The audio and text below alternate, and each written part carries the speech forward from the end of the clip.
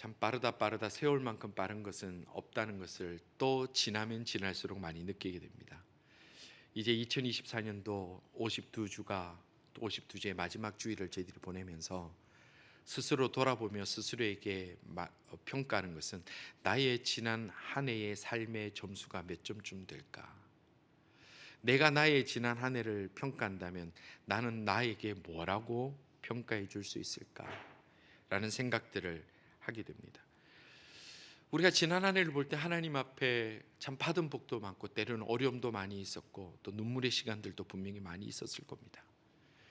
그런데 우리가 지난 한 해를 돌아보면서 하나님 앞에 우리가 받은 복이 과연 어떤 것들이 있으며 또 지금도 기억하고 있는 복들이 무엇이 있으며 또 결코 잊지 말아야 할 복들은 무엇이 있을까 우리가 돌아보게 됩니다.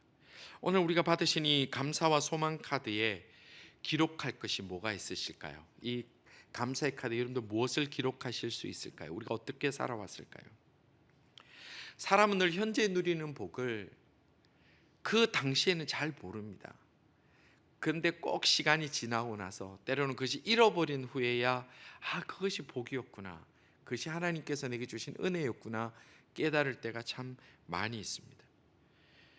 그래서 우리는 매일매일 내가 누리는 것, 매년 한 해 한 해 우리가 계속 당연히 여기는 것들이 그렇게 감사하지 않고 그저 폭주 기관차처럼 바쁘게 살면 잘 사는 줄 알고 정신없이 살면 내가 참 보람되게 사는 줄 알고 그렇게 착각하며 살아가는 것들이 저희들의 일상적인 모습입니다. 그러다가 어느 날 뒤돌아보니까 지금처럼 한 해의 마지막 즈음에 뒤를 돌아보니까 후회한 것도 많고 아쉬운 것도 많고 참 부끄러운 것도 많은 것이 저희들의 삶입니다. 오늘 우리가 읽은 시편 103편은 바로 다윗 왕이 노년에 자신의 인생을 뒤돌아보면서 내가 어떻게 살았을까? 내게 하나님께서 부신 은혜가 무엇인가 되돌아보면서 하나님 앞에 감사 카드를 쓰는 것이 오늘 읽은 본문의 말씀입니다. 다윗은 인생을 뒤돌아보면서 축약적으로 아주 강력하게 고백을 하고 있습니다. 2절 말씀입니다. 다윗이 이렇게 자기의 삶을 고백합니다. 내 영혼아 여호와를 송축하며 그의 모든 은택을 잊지 말지어다 그랬어요. 내 영혼아, 이거는 자기 자신을 향해서 선언합니다.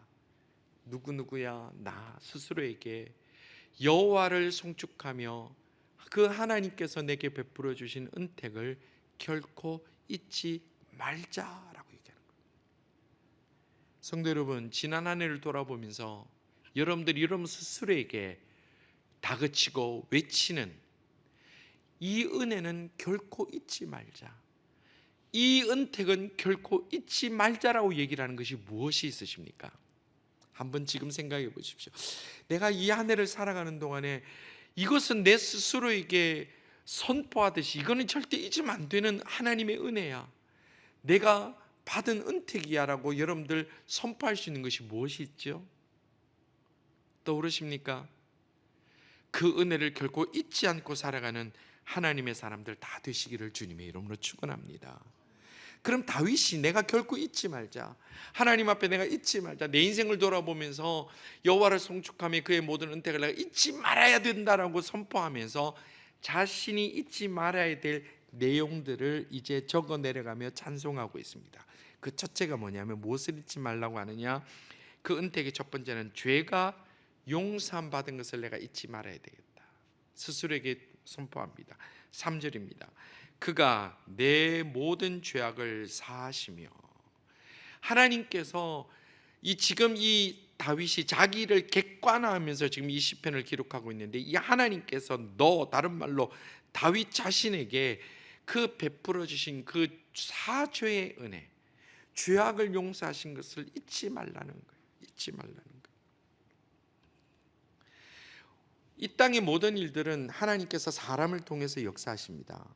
그런데 사람을 통해서 절대로 역사하지 못하시는 일이 있는데 그게 바로 죄의 용서에 관한 부분입니다. 우리가 지난 한 해를 돌아볼 때 우리가 무흠했을까요? 아무 죄가 없을까요? 아무 잘못이 없습니까? 다른 세상의 일들은 사람과 풀 수도 있습니다. 금전적인 문제나 오해나 인간관계로 풀 수도 있습니다만은 우리가 속에 일어난 죄의 문제, 더러움의 문제는 오직 하나님 한 분밖에 이 문제를 해결할 수 없다는 겁니다. 이것이 우리가 신앙을 가지는 중요한 이유입니다. 이 다윗이 자기 인생을 뒤돌아보면서 자기 자신에게 선포하며 결코 잊지 말아야 된다고 하는 것이 뭐냐 하면 하나님께서 나의 죄악을 용서해 주셨다라는 거예요. 하나님 외에는 나의 죄를 용서해 줄 사람이 없습니다. 누군가 찾아가서 제가 고해성사를 합니다. 제가 이런 죄를 지었습니다. 당신이 헌금을 얼마하고 당신이 무슨 고행을 하면 죄가 사해지노라 한다고 사해지나요? 죄 문제는 사람이 선포한다고 되는 거 아니에요. 하나님이 사죄의 은혜를 주셔야만 하는 거예요. 다윗은 인생을 통해서 얼마나 많은 죄를 지었습니까? 여러분들 다윗이 위대한 하나님의 사람으로 얘기를 할 때 우리가 집중해서 기억해야 될 것이 뭐냐면 다윗은 그 일생 동안 단 한 번도 초자연적인 하나님 역사를 체험한 적은 한 번도 없습니다. 죽어가는 병이 났거나 하늘이 열려서 만나가 내려오거나 이런 것도 없어요. 그런데도 다윗이 믿음의 사람이라고 얘기하는 이유가 뭘까? 또 그렇다고 해서 다윗이 죄를 짓지 않은 하나님의 앞에 완벽한 사람이냐? 그것도 아니에요. 다윗의 죄를 보면요, 읽으면서도 막 민망한 죄들도 많이 했어요. 그 중에 대표적인 게 뭡니까? 자신의 충성스러운 부하였던 우리야. 얼마나 충성스러웠는지 다윗이 예루살렘으로 불렀더니 전장에 있다가 예루살렘으로 돌아와서 내가 전우들과 함께 있어야지 나만 편하게 집에 가서 잠을 못 잔다고 길거리에서 잠을 자는 그런 훌륭한 장군이었어요. 그런데 이 다윗이 그 우리야, 그 충성스러운 자기의 부하의 아내인 밧세바와 간음을 하고 그 지은 죄를 숨기기 위해서 그렇게 충성된 장군 우리야를 교살해 버립니다. 다른 사람을 시켜가지고 편지를 보내서 우리야를 죽이라는 편지를요 누구 손에 보냈느냐? 우리야 손에 붙여가지고 보냈어요. 얼마나 잔인한 일이에요. 우리야는 그 편지도 모르고 왕이 보낸 편지니까 모르고 덮어서 갖다 줘요. 열었더니 우리야 죽여라. 다윗이 그 짓을 한 사람. 그런데 또 놀란 게 뭡니까? 다윗이 그렇게 해서 우리야를 죽였습니다. 완전 범죄인 줄 알았습니다. 그런데 그걸 죄라고 생각도 안 했어요. 누가요? 다윗이요. 다윗이. 그것을 죄라고 생각지도 않았습니다. 그런데 우리가 그럼에도 불구하고 다윗을 위대한 사람, 하나님의 마음에 합한 사람이라고 보는 이유가 뭘까요? 나단 선지자가 당신이 그런 죄인입니다라고 얘기를 했을 때 죄를 깨달았을 때 즉각 회개할 수 있는 사람이었기 때문에 다윗이 위대한 신앙인이라 얘기하는 겁니다. 오늘 우리가 믿음의 사람이라고 합니다. 직분자로 살아갑니다. 우리가 뭐 대단합니까? 우리가 뭐 위대합니까? 천만의 말씀이요. 우리에게는 그런 것 없습니다. 다 똑같은 인간들이고 죄 앞에서 너무나 쉽게 무너지는 인간입니다. 그래서 다른 사람이 죄를 지었다, 죄에 무너졌다 비난할 자격은 우리에게 다른 사람도 없습니다.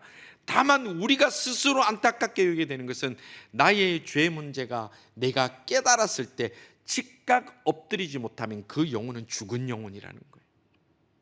우리가 하나님의 은혜를 받은 것은, 하나님의 은총 은택을 받았다는 것은 죄를 짓지 않아서, 죄를 짓지 않게 해주셔서가 아니라 나의 죄를 죄로 깨닫게 하시고 그 죄 문제를 다윗처럼 침상에서 눈물을 흘리며 주님 앞에 회개하고 다시는 반복하지 않겠다는 결단을 할 수 있기 때문에 그 사람이 하나님의 은혜를 받은 사람이라는 것입니다.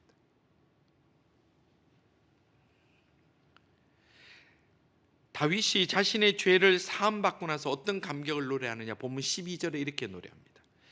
동이 서에서 먼 것 같이 우리의 죄가를 우리에게서 멀리 옮기셨으니. 이게 자기가 사죄함 받은 은혜를 얘기하는 거예요. 동과 서의 거리가 어떻게 됩니까? 거리가 없어요. 동과 서가 어떻게 거리가 있어요? 이건 거리가 없어요. 하나님이 우리 앞에 죄를 용서해 주시면 동에서 서가 먼 것처럼 우리 죄를 완전히 잊어주시고 용서해 주신다 말씀하셨다는 겁니다. 성도 여러분, 오늘 우리에게 이렇게 하나님께서 죄 문제를 용서해 주셔야 되는 이 은혜가 필요 없는 인생이 우리에게 단 한 사람도 있을까요? 아무도 없습니다. 성도 여러분, 오늘 이 한 해를 돌아보며 하나님 앞에 그 은택을 감사할 때에 먼저 우리가 하나님 앞에 우리의 죄악이 무엇인지 다 내어놓고 하나님이 기뻐하지 않는 길을 걸은 같은 걸 다 내어놓고 주님 앞에 엎드리고 눈물로 회개할 때에 하나님께서 우리 죄가를 동에서 서가 먼 것처럼 완전히 우리에게 용서해 주시고 우리를 불쌍히 여겨 주심을 믿고 죄를 죄인 줄 인식하고 고백하고 하나님 앞에 이 모든 것들을 해결하고 나가는 하나님의 사람들 다 되시기를 주님의 이름으로 축원합니다. 이 다윗의 고백하는 은혜가 하나님이 나를 그렇게 용서해 주셨다는 겁니다. 또 하나의 은혜가 은택을 뭐라 얘기를 하냐면 병을 고쳐 주셨다 그랬어요. 3절에 이렇게 노래합니다. 그가 내 모든 죄악을 사하시며 내 모든 병을 고치시며 그랬어요. 여기서 이 병이라는 것은 탈루라는 단어를 쓰고 있는데 구약 성경에 5번밖에 안 나와요. 잘 나오는 단어가 아니에요. 병도 여러 가지 종류가 있는데 이 병은 굉장히 깊은 병까지 포함해서 우리가 말하고 있는 다양한 여러 가지 질병 이런 걸 다 포함하고 있습니다. 우리가 무슨 큰 죽을 암이나 무슨 죽을 만한 병에서 고침받아서 늘 하나님 앞에 감사하는 것이 아니라 이 험악한 시대 크고 작은 질병들이 있는 시대에도 우리를 치료하여 주시고 우리를 보호하여 주신 그 은혜가 감사하다는 거예요. 여러분들 우리의 망각이 얼마나 무서우냐면 코로나 끝난 지 얼마 안 됐잖아요. 그때 얼마나 많은 사람이 죽었다는 거 우리 다 벌써 다 잊고 살아가고 있어요. 거기에서 수많은 사람이 죽어갈 때 우리가 살아남았다는 감격을 벌써 우리에게는 없어요. 우리만 잘못된 걸까요? 아니, 그게 인간의 보편적인 모습입니다. 성도 여러분, 우리에게 질병은 찾아옵니다. 크고 작은 질병은 찾아옵니다. 검사했는데 어느 날 갑자기 예약된 날보다 더 빨리 의사가 먼저 전화 오면 얘기하기도 전에 하늘이 노래집니다. 간이 덜컥 내려앉습니다. 그 순간에 여러분들 무엇을 선택하시겠습니까? 먼저 하나님을 찾으십시오. 하나님은 진심으로 하나님을 찾는 자를 고치시고 은혜 주시고 그 질병 가운데 우리를 나락으로 떨어뜨리는 것이 아니라 오히려 그 질병으로 인하여 하나님이 더 그 은혜의 자리로 인도하심을 믿고 어떤 상황이든 형편이든 주님 앞에 감사의 자리, 그 영혼의 열린 문을 향하여 달려가는 복된 하나님의 사람들 다 되시기를 주님의 이름으로 축원합니다. 병이 걸려 망하는 게 아니고 큰일 당해서 망하는 게 아니라 그 가운데 하나님을 찾지 못하기 때문에 무너지는 겁니다. 내가 큰 병이 걸리고 암이 걸리고 내가 무슨 큰 수술을 받을지라도 그 순간에 하나님을 붙들면 그 가운데 소망을 가지게 되고 그 가운데 새 힘을 얻을 수 있는 힘이 반드시 있음을 믿고 어떤 경우든 간에 하나님께서 고치심을 믿고 또 고치지 않으시더라도 주께서 나를 은혜 주심을 믿고 하나님 앞에 감사하고 찬양하며 달려가는 하나님의 사람들 다 되시기를 주님의 이름으로 축원합니다. 또 무슨 은혜를 받았다 했느냐? 생명을 파멸해서 속량하신 은혜가 있다 그랬어요. 우리의 생명을 고치시는 하나님, 교통사고도 많이 나고 어려움도 많이 나지만 그렇게 우리를 지켜주신 하나님이 감사하다는 거예요. 지금 다윗이 그 파멸의 순간에도 감사하다는 거예요. 또 감사가 있습니다. 사랑과 자비로 덮어주셨다는 거예요. 사랑과 자비로 덮어주셨다. 4절 하반절에 이렇게 노래합니다. 인자와 긍휼로 관을 씌우시며, 인자와 긍휼로 관을 씌우시며, 이거는 내게 꾸며주셨다는 거예요. 꾸며주셨다. 다윗이 죄를 짓고 실수했던 그 많은 일들을 만약 하나님께서 공의의 잣대로 하나님의 그 공의의 법대로 다윗에게 반응하셨다면 다윗은 지금 이 노래를 할 시간까지 살아있지도 못합니다. 여러분, 우리가 지난 2024년 아니 우리 지난 삶을 하나님이 만약에 공의의 잣대로 우리를 보셨다면, 공의의 잣대로 그로 우리를 평가하셨다면 살아남을 사람이 있었을까요? 하나님 보실 때 이것이 잘못됐으니까 너는 벌 받아야 되고 너는 죽어야 되고 너는 잘못했으니까 너는 망해야 되고 한다면 우리가 지금 이 시간에 하나님을 찬양하면서 예배하면서 서 있을 사람이 저를 포함해서 누가 있을까요? 하나도 없습니다. 우리 인생은 그런 인생이 없기 때문에 그렇습니다. 그런데 하나님께서 우리를 불쌍히 여겨주셔서 우리를 공의의 잣대가 아니라 인자와 긍휼 긍휼의 관을 씌우셨다. 그거로 우리를 꾸며주셨다는 거, 우리를 덮어주셨다라는 거. 예레미야가 3장 22절 23절 여러분들 잘 아시는 말씀입니다. 여호와의 인자와 긍휼이 무궁하심으로 우리가 진멸되지 아니함이니이다. 자, 우리가 진멸되지 않는 이유가 뭐라고요? 내가 잘했어요, 똑똑해서, 대단해서, 위대해서, 흠이 없어서? 아니에요. 여호와의 인자와 긍휼이 무궁하셔서 우리가 진멸되지 않았다. 이것들이 아침마다 새로우니 주의 성실하심이 크시도소이다. 아침마다 새롭다. 왜냐하면 아침마다 우리를 새롭게 하지 않으면 우리가 하나님의 공의 앞에 설 수 있는 사람이 아무도 없기 때문에. 성도 여러분, 특히 우리 이 시대의 험한 시대를 살아가는 우리 젊은이 여러분, 세상 속에 물들어 살아갔을 때 하나님의 공의의 잣대로 살아남을 하나님의 사람은 한 사람도 없습니다. 세상이 약하니까 내가 이렇게 살아가는 건 당연한가요? 아니에요. 그래서 이 시대에 하나님께서 말씀하시는 것이 믿음을 보겠느냐 하시는 거예요. 세상이 다 이러니까, 교회가 이러니까 뭐 이것이 뭐가 문제됩니까? 라고 하는 순간에 우리 영혼은 다 죽는 거예요. 그건 사탄의 속삭임이에요. 우리가 잘나서 지금 멀쩡히 살아가는 것이 아니라 하나님이 우리를 공의가 아니라 사랑과 긍휼로 덮으시기 때문인 줄 믿고, 날마다 하나님 앞에 죄짓지 아니하고 부끄럽지 않게 살아가려고 하나님 앞에 자신을 날마다 노력하며 살아가는 이 시대에 정말 귀하고 귀한 우리 교회의 모든 젊은이들, 그리고 우리 모든 성도들 되기를 주님의 이름으로 축원합니다. 또 하나 뭐라고 얘기를 합니까? 좋은 것으로 소원을 만족해 주심 때문에 감사하다 그랬어요. 5절에 이렇게 말씀합니다. 좋은 것으로 내 소원을 만족하게 하사 내 청춘을 독수리같이 새롭게 하시는도다. 아멘. 여러분들, 우리는 그렇게 생각해요. 내 소원대로 다 되면 그게 은혜다. 우리 특히 내가 이렇게 원해서 이런 기도했더니 이거 다 돼서 하나님 내게 은혜 받았다, 우리 그렇게 얘기를 합니다. 물론 내 소원이 하나님의 뜻과 합하면 그 응답이 내게 은혜가 되고 힘이 되는 건 맞습니다. 예, 맞습니다. 그러나 내 소원대로 다 되는 것만이 하나님의 은혜를 받은 것은 결코 아니라는 것입니다. 여러분들 지금 한번 돌아보십시오. 여러분 살아오신 세월 한번 보십시오. 지금 내가 살아가는 현실 한번 보십시오. 내 소원대로 다 됐습니까? 아니지요. 내 소원대로 되지 않았으나 지금 내 살아가는 삶은 내 소원보다 더 은혜와 더 좋은 것으로 채워주신 하나님의 역사가 있었음을 우리는 고백하지 않을 수 없다라는 겁니다. 대학 졸업한 친구들 중에 제가 그런 말씀 드렸잖아요. 통계를 보면 대학의 전공을 살려서 평생 살아가는 사람들은 5% 10%가 안 됩니다. 그러면 이 세상 사람 다 실패했나요? 전공 못 살리고 다른 곳으로 가면 실패했나요? 아니에요.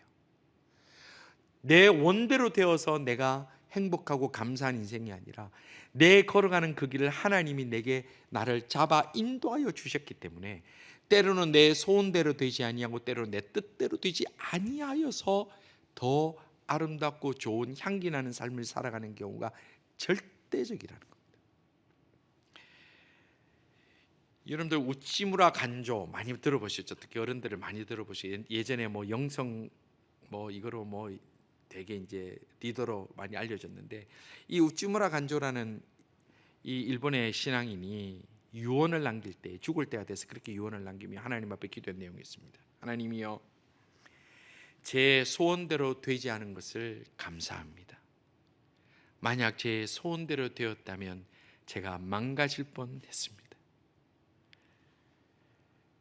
제 소원대로 안 되었기에 큰 역사가 이루어졌습니다. 저는 작은 것을 구하였으나 하나님께서는 큰 것을 주셨음을 감사합니다.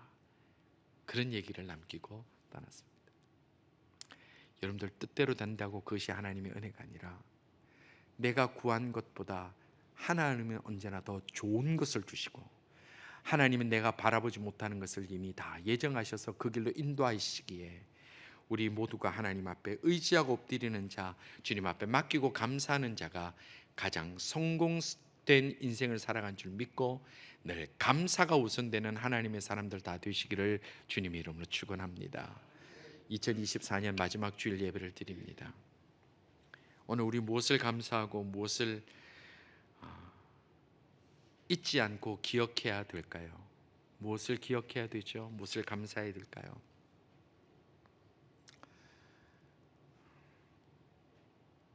1860년에 미시간호에서 예전에는 이제 그 증기선이잖아요. 한 350명이 탄 배가 침몰한 일이 있습니다. 그런데 거기에 300명이 죽었습니다. 그 미국 역사에도 굉장히 큰 해난 사고로 그 미시간 호수에서 일어난 사고인데, 그 당시에 노스웨스턴 대학에 다니고 있던 에드워드 스펜서라는 한 청년의 기사가 신문에 크게 났었는데, 이 청년이 그 물에 빠진 사람 중에 17명을 구했다라는 기사가 있었습니다. 이 기사를 기억하고 있던 토레이 목사님이라는 분이 계시는데, 이 토레이 목사님 누구냐면 여러분 한국의 예수원의 대천덕 신부님이라고 아시죠? 그분 할아버지예요. 토레이 목사님이. 이 토레이 목사님이 오랜 세월이 지나서 이 사건을 기억하고 LA에서 집회하는 중에 설교할 때 이 내용을 얘기를 했답니다. 이렇게 해서 17명 구원하고 이렇게 얘기를 했는데, 예배를 마치고 한 노인이 손을 이렇게 들더래요. 그러면서 하는 얘기가, 목사님 그 청년이 접니다 그런 거예요. 그래서 목사님이 앞으로 나오라고. 그러면 성도들 옆에 그 얘기를 한번 좀 나눴으면 좋겠다고. 혹시 그때 그 사건으로 가장 기억에 남는 일이 뭐가 있습니까? 혹시 지금도 기억 남는 일이 뭐가 있습니까? 그랬더니 이 스펜서 이분이 가만히 있다가 낮은 목소리로 그렇게 얘기를 했대요. 제가 가장 기억에 남는 것은 어느 누구도 제게 감사하지 않았습니다 그러더라는 거예요. 그러면 그 구조받은 17명이 다 나쁜 사람이어서 그런가요? 은혜를 망각한 사람이어서 그런가요? 아니에요. 그게 바로 우리들이기 때문에 그래요. 우리 인간들의 모습이 그렇기 때문에 그렇습니다. 우리는 지난 한 해 동안 살아가면서 물에 빠진 사람이 건짐받은 것처럼 더 어렵고 힘든 순간에 하나님이 우리를 건져주신 순간이 많이 있습니다. 근데 우리가 감사를 기억하고 있을까요? 은혜를 기억하고 있을까요? 사람의 은혜도 우리가 잘 갚지 못하고 기억 못하지만, 우리가 더 무서운 것은 하나님이 나 같은 인생을 사랑해 주시고 구원해 주셨는데 우리가 그것도 잊고 살아간다는 겁니다. 성도 여러분, 이 한 해를 돌아보면서 또 우리 생을 되돌아보면서 은혜가 아니었던 순간은 한순간도 없었음을 고백하게 됩니다. 나 같은 죄인을 용서하여 주시고, 병을 고쳐주시고, 위험에서 건져주시고, 은혜로 덮어주시고, 밥 먹고 살게 해주시고, 죄를 다 드러내지도 않아 주시고, 생명 주시고 덮어주셔서 지금까지 인도해 주신 것이 하나님의 은혜입니다. 그래서 그 은혜를 주님 앞에 잘 기억하고 그렇게 살아갈 때에 하나님께서 새해에도 또 우리에게 동일한 은혜로 더하시고 더 큰 은혜로 부어주실 것이라고 믿습니다. 성도 여러분, 특별히 우리 젊은이들 많이 계시는데 우리 힘으로 못 삽니다. 여러분들 그거 빨리 깨달으셔야 됩니다. 내 계획대로 절대 안 됩니다. 내 의지대로 내 머리 써가지고 뭘 될 것 같습니까? 오히려 큰일 납니다. 기도하시고 주님 붙드시고 주님 의지하셔서 지금 내 계획보다 더 좋은 길로 인도하시는 우리 하나님의 그 은혜의 손길을 지나고 나서도 더 감사할 수 있는, 지나고 나서 더 영광 올려드릴 수 있는 하나님의 은혜를 매 순간 체험하고 살아가는 우리 모든 성도들, 이 험한 세상을 살아가는 우리 모든 하나님의 사람들 다 되시기를 주님의 이름으로 축원합니다. 우리 이 한 마지막 이 한 문장을 다 같이 읽고 끝냅시다. 이거 제목인데요. 제목 다 같이 한 목소리로 이 고백을 다 같이 읽읍시다. 시작. 그의 모든 은택을 잊지 말지어다. 아멘. 한 번만 더 합시다. 그의 모든 은택을 잊지 말지어다. 아멘.